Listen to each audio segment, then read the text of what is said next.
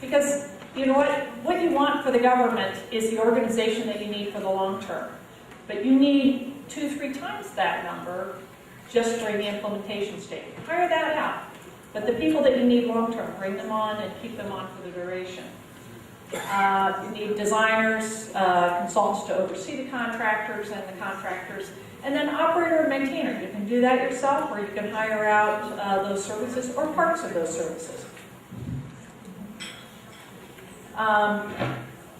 As I just described, your PMO office, who's sort of doubling up and supporting the government, will peak during design and construction, and then as you go into operations, there's a handoff. Staff transfers over or is trained on the government side, PMO disappears, and the government takes over and runs the system. There are a couple implementation package strategies that are being used for transit systems in the Middle East. There are two main ways to go. Dubai and Riyadh are using what we call a turnkey contract, where you hire one contractor to do your civil infrastructure, your tunnels, your viaducts, your track. They also then do the systems and the rolling stock. So it's one whole package. It's all in the box. You get everything from soup to nuts in one box. And then they hand it over. They get it ready for operation, start the operation, and then they hand over the key.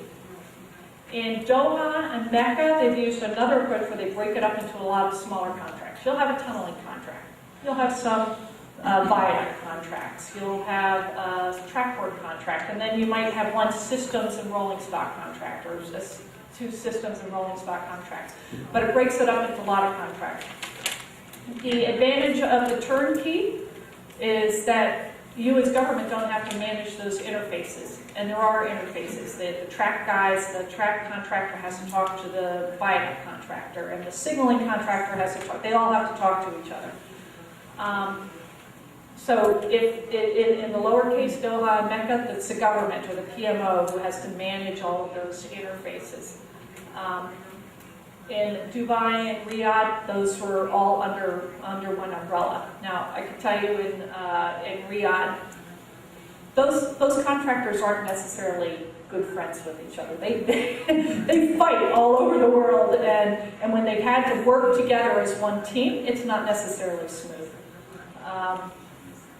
And the other thing is when you award all one contract at once, it's hard to make changes.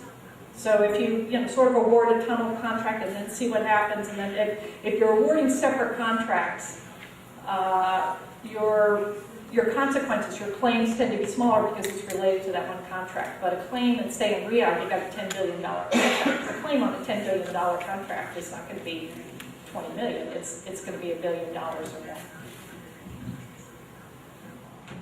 I know you all are considering the use of public-private partnerships. PPPs or P3s.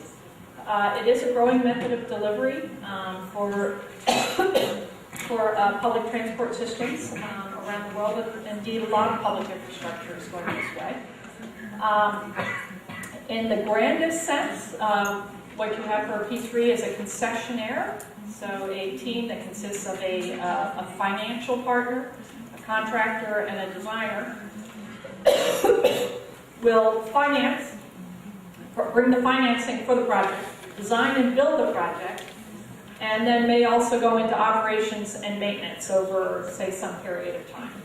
In this scenario, they get reimbursed over time. They bring the initial financing. They get reimbursed over time, either by just the government saying, okay, I'm going to pay you over 40 years. You finance it up front, I'm going to pay you back over 40 years. You may also tie their payback to the fare box or to other revenue streams, such as real estate, advertising, and so forth. You can privatize the entire project, or you can privatize part of the project. A PPP works, well, times you would consider using a P3 are when government funding is limited.